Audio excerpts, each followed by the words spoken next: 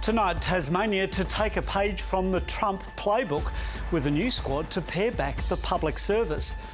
Hello, I'm Guy Stayner. This is ABC News.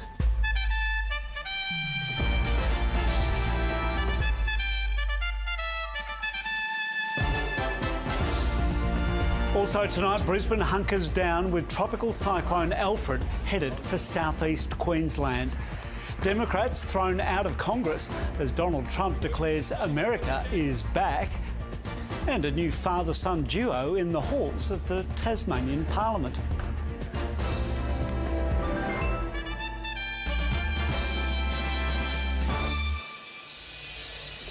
In a move mirroring the United States, Tasmania's government says it will create a team to find savings in the public service. The Efficiency and Productivity Unit will report directly to the Premier and Treasurer, and members soon to be appointed. Donald Trump and Elon Musk have their Department of Government Efficiency. Now Tasmania has the Efficiency and Productivity Unit. We want to cut government waste wherever it is across the public service. The unit, which will audit all government programs and services, is another attempt to rein in spending and tackle growing debt.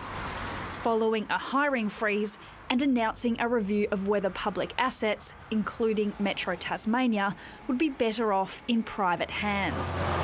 With private companies, they tend to put a lot more effort in and have more money to spare normally, so that could be promising. I feel like if a private company is going to own it, that might increase the risk of them upping the price.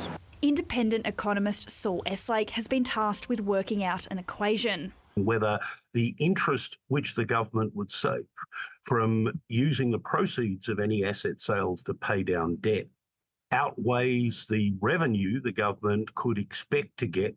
But privatising public companies he didn't recommend in his recent scathing review of the state finances. I thought that it would require the expenditure of more political capital than either side of politics, but particularly the current government has. It's certainly proved unpopular in Parliament, dominating question time. Why should Tasmanians suffer higher power prices, increased car registrations and more expensive bus fares just because you've blown our budget? Why should we pay for your mismanagement? What we have is a plan for Tasmania's future. What we have over there is a scare campaign. If the government decides to sell any of these assets, it'll likely need the approval of both houses of Parliament, which could be tricky given Labor and the Greens are staunchly opposed.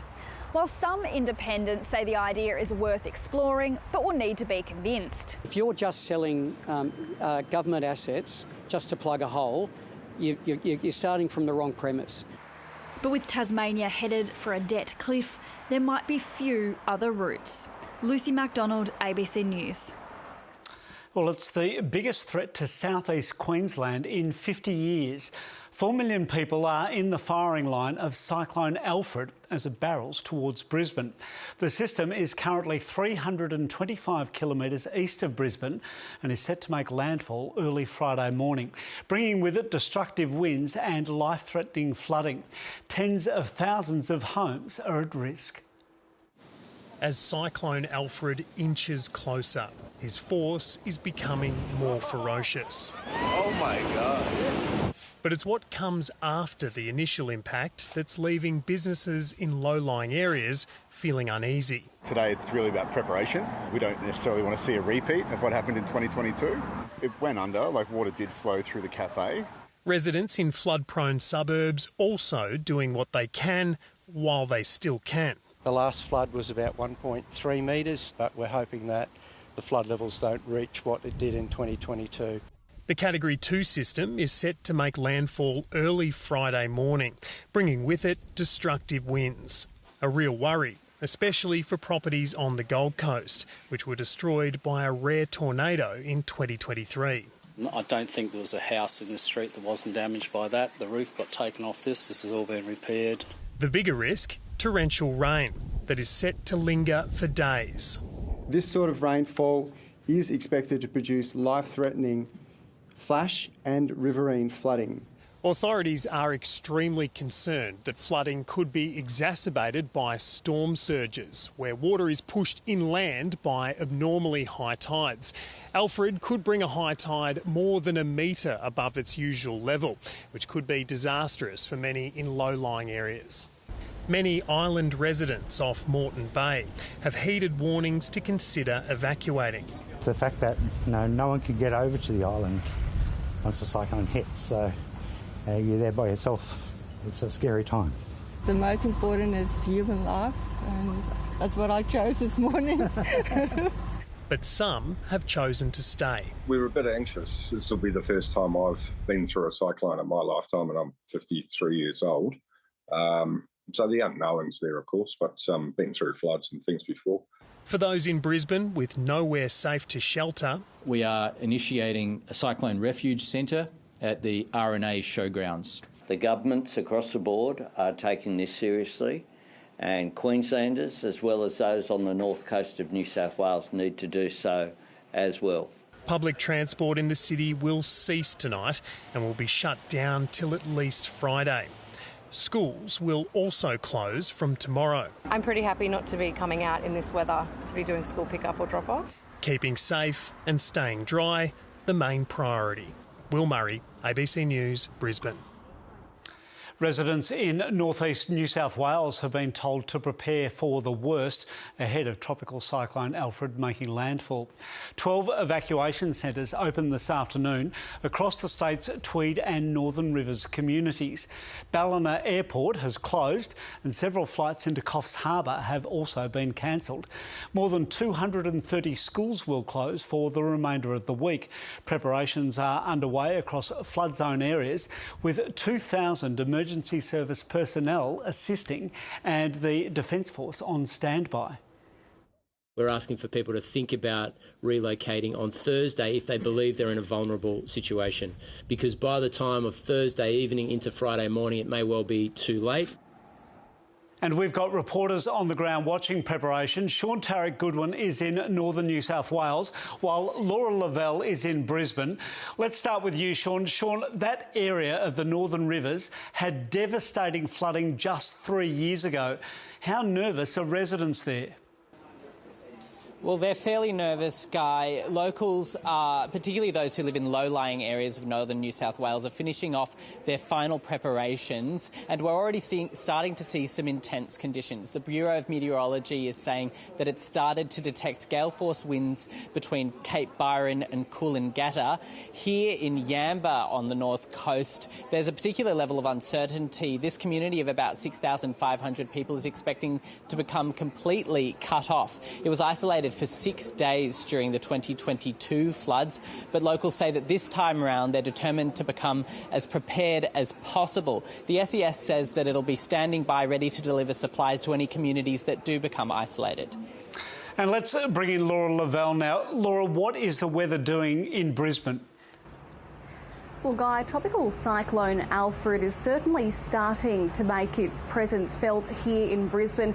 Indeed, over the past few hours, winds have picked up slightly, but nothing compared with what we know is waiting just over the horizon.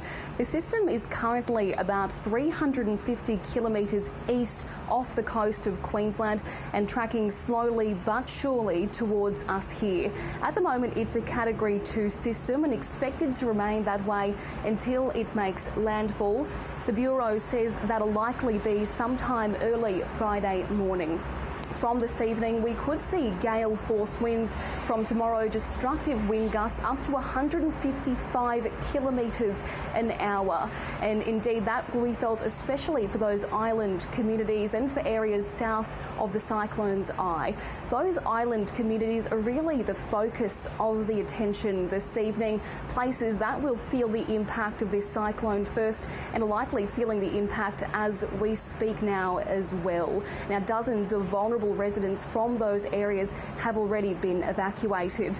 Now, tomorrow and Friday, schools will close and public transport will cease as well. And evacuation and refuge centres have been set up for those who have nowhere else to go. But the message from authorities are, if you are in that disaster area from the Sunshine Coast to the border and also beyond, and if you are in those storm surge zones or areas that are impacted by riverine flooding, consider evacuating and staying with family or friends. Guy? Thank you both, Laura Lavelle and Sean Tarrant-Goodwin. Category 2 Tropical Cyclone Alfred is forecast to bring some of the most significant wind and rain to highly populated areas in the nation's recent history. ABC meteorologist Tom Saunders explains. Alfred will bring a multitude of severe weather across several days. This includes storm-force winds, torrential rain and a dangerous storm surge. Alfred is currently 300 kilometres offshore and is forecast to approach the coast tomorrow before making landfall on Friday morning, somewhere between the Gold Coast and the Sunshine Coast. A Category 2 storm is defined by peak gusts from 125 to 164 kilometres per hour. At this strength, wind is destructive and will cause some damage to homes and crops while toppling trees, which can lead to power outages. Alfred's rainfall will peak from Thursday to Saturday. Heavy falls will extend well down the coast in the onshore flow to the south of the eye. However, rainfall intensity will rapidly decline to the north of the system where the winds are blowing in a drier offshore direction. The system may generate 6-hour totals up to 250 millimetres. That's enough for life-threatening flash flooding, while 24-hour totals could reach 400 millimetres, sufficient for major river flooding. And finally, the wide field of gales is churning up huge waves. They're averaging 6 metres near the border, with maximum wave heights over 12 metres. When combined with water levels up to half a metre above the normal highest tide of the year, the powerful waves will lead to coastal inundation and significant beach erosion. To the day's other news, and there was some good news for Australia's economy. During the December quarter, it grew at its fastest pace in 2 years, with Australia breaking out of a long per capita recession. Household spending and living standards are also slightly picking up. Life is back in the economy. Living standards are recovering and Australians are no longer going backwards after 21 months. Despite the green shoots, it's touch and go for some businesses. People are looking for promotional stock, and instead of buying 2 packets of Tim Tams, they buy 1. I think this cost of living is a big hit. We've been finding our regular customers spending a bit less. But that could change with pay packets now outpacing prices. The economy's growing at the fastest pace in 2 years, expanding 0.6% in the December quarter and 1.3% through the year. Spending on essentials dominated, although households also splashed out on Black Friday sales, concert and sporting tickets. But consumers remain cautious, saving some of that improved income. Private investment also rose, led by renewable and mining projects. And government spending and investment also boosted economic growth. This is looking more and more like the soft landing that we've been planning for and preparing for. The only thing driving our economy right now is population growth and people working extra hours. Our living standards are still lower than 5 years ago, but these figures show the worst is hopefully behind us, with Australia managing to bring down inflation and avoid a recession. As for further interest rate cuts, we've taken our foot a little bit off the brake. We haven't got our foot on the accelerator. It helps support the case for more interest rate cuts this year, barring anything crazy going on. Obviously, the world is a highly uncertain place at the moment. Uncertainty that centres around Donald Trump's trade war, which could threaten Australia's economic recovery. Nadia Daly, ABC News. Donald Trump has flagged a possible return to peace talks with Ukraine, days after his relationship with President Volodymyr Zelensky dissolved during a bitter Oval Office meeting. It comes as President Trump delivered his first speech to the new Congress, declaring that his administration is just getting started. America is back. A confident president in full swing. America's momentum is back. Our spirit is back, our pride is back, Our confidence is back. Likewise, The traditional joint address to Congress was an occasion for Donald Trump to parade his agenda and rib his opponents. I look at the Democrats in front of me and I realize there is absolutely nothing I can say to make them happy or to make them stand or smile or applaud. While domestic politics was the focus, he also flagged an international rapprochement. You're in no position. Donald Trump says Volodymyr Zelensky has written to him, saying Ukraine is ready to come back to the negotiating table. I appreciate that he sent this letter, just got it a little while ago. Simultaneously, we've had serious discussions with Russia and have received strong signals that they are ready for peace. Zelensky eager to see the US restore military aid after it was unexpectedly paused by Trump. People should not have to guess. Ukraine and America deserve a respectful dialogue and a clear stance from each other. The deep polarisation and anger of American politics was clear in the chamber. 16 years ago, a heckler during Barack Obama's speech caused outrage. Remove this gentleman from the chamber. Today, a member was evicted while yelling at the president. Some Democrats seem to hold genuine disgust at Mr. Trump's return, while the Republicans are showing almost total unity in support. I have created the brand new Department of Government Efficiency. We need a more efficient government. You want to cut waste? I'll help you do it. But change doesn't need to be chaotic or make us less safe. God bless you and God bless America. 6 weeks in, and Donald Trump is not showing any sign he wants to make peace with political enemies at home, but seems open to mending ties with Ukraine. Carrington Clark, ABC News, Washington. China has vowed to ramp up government spending as it eyes a looming trade war with the United States. The country has announced its policies for the year, among them a sizable boost to Beijing's defence budget. After years of struggling, Beijing is anticipating more economic headwinds. Effective demand is weak, and consumption, in particular, is sluggish. At the annual gathering of China's rubber stamp parliament, the government set its GDP goal at 5%. Ambitious as tariffs imposed by Washington double. An increasingly complex and severe external environment may exert a greater impact on China in areas such as trade, science and technology. Beijing's leaders also promised a boost to defence spending, a detail not lost on Australia, which saw unprecedented drills last month in the Tasman Sea, nor here in Taipei, where the government and most of the public do not support Beijing's plans for so-called reunification. And the starter's gun has been fired in more than one trade war. Tariffs on America's other main trading partners, Canada and Mexico, also came into effect. It's not in my habit to agree with the Wall Street Journal. But Donald, they point out that even though you're a very smart guy, this is a very dumb thing to do. All three countries hitting back with their own measures. Doubling down, Donald Trump continued to back his tariff policy. Other countries have used tariffs against us for decades, and now it's our turn to start using them against those other countries. Australia wasn't named, but an American steelworker in the gallery was singled out for a standing ovation. Kathleen Calderwood, ABC News. Tasmania's newest Member of Parliament, Labor's Guy Farrell, says he's focused on unlocking the state's economic potential. The small business owner has been elected in a recount to replace former opposition leader Rebecca White in Lyons after she left to run for federal politics. He'll now join his dad, Upper House President Craig Farrell, in Parliament. They're the first father-son duo in state Parliament since Will and Michael Hodgman. I'm really enthusiastic about the creativity and the potential that Tasmanians have to really do things that are amazing on a world stage. Like, I believe that this state is the best place in the world to do pretty much anything that you set your mind to. A former Tasmanian Labor MP and Miss Australia has been found guilty of emotionally abusing and intimidating her ex-husband. Catherine Isabel Hay pleaded not guilty last year in a hearing in the Launceston Magistrates Court.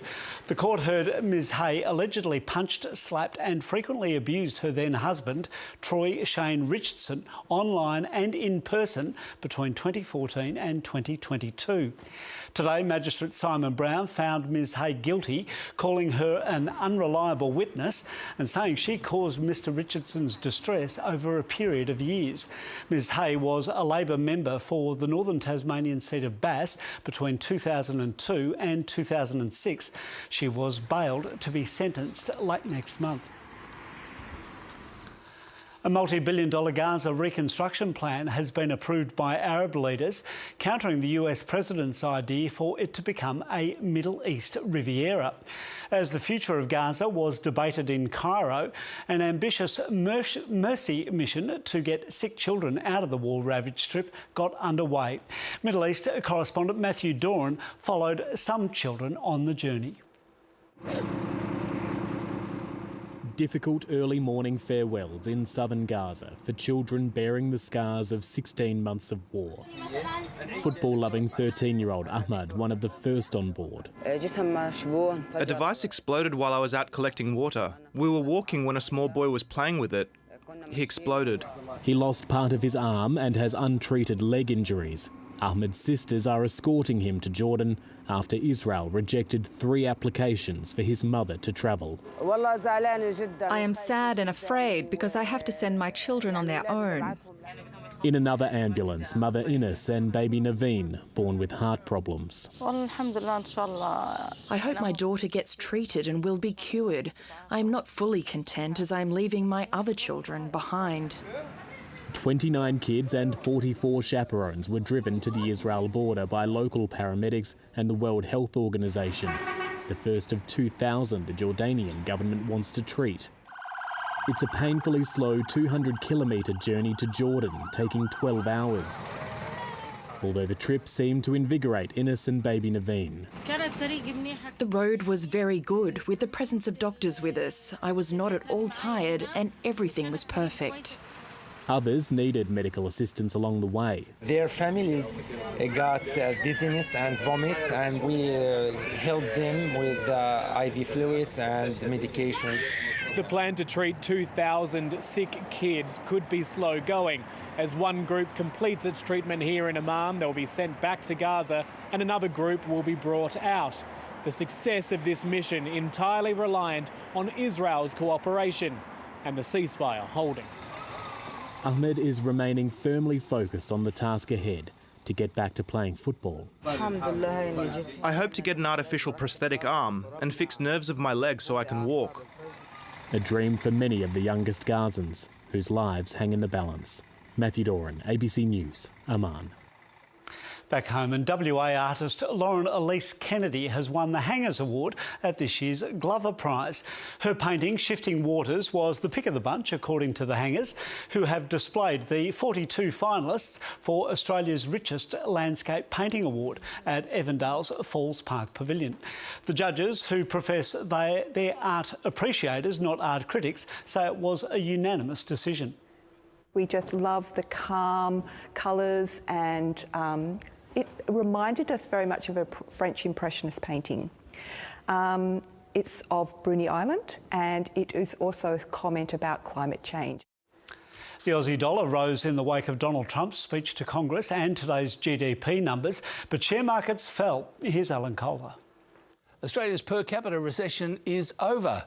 After 7 consecutive quarters of falling gross domestic product divided by population, it's finally gone up 0.1% in the December quarter, which is the big story from today's national accounts. The only reasons we haven't had an actual recession is because population growth has offset falling productivity, along with public demand, that is spending by all governments, which is back to where it was in the pandemic, and that is saying something. Australian dollar scrambled back to 62.5 US cents, partly because of the solid economic data and partly because the US dollar went to the ledge and jumped off when President Trump started talking to Congress, although it didn't fall far. Deputy Reserve Bank Governor Andrew Hawser summed it up in a speech today when he talked about how trainees at the US Army War College in the late 1980s were taught to see the world as VUCA, volatile, uncertain, complex and ambiguous. And he said VUCA is back with a vengeance, showing this graph of trade policy uncertainty. And the share market is certainly having an attack of the VUCAs. The main US index, the S&P 500, is below where it was when Donald Trump won the election last year, having fallen another 1.2% last night. Shares in the UK, Europe and Canada also fell quite heavily. And in Australia, the All Ordinaries finished 0.7% lower, weighed down by retailers and banks, although Coles and Woolies both went ex-dividend. On commodity markets, iron ore slipped below $100 a tonne for the first time in a couple of months. And Bitcoin led all the cryptos higher because of Mr. Trump's plan to spend taxpayers' money buying them. And that's finance. Cyclone Alfred has played havoc with football schedules in the AFL and NRL, with several matches moved and postponed. The difference in arrangements made for the weather-affected games has left the families of some players fuming. Two football codes and two very different approaches to dealing with the impending arrival of Cyclone Alfred in Queensland. And because of the broadcast agreement, how things work, thankfully we were able to come up with something to move it. The Dolphins were due to host South Sydney on Friday night, but that match has been moved to Western Sydney Stadium.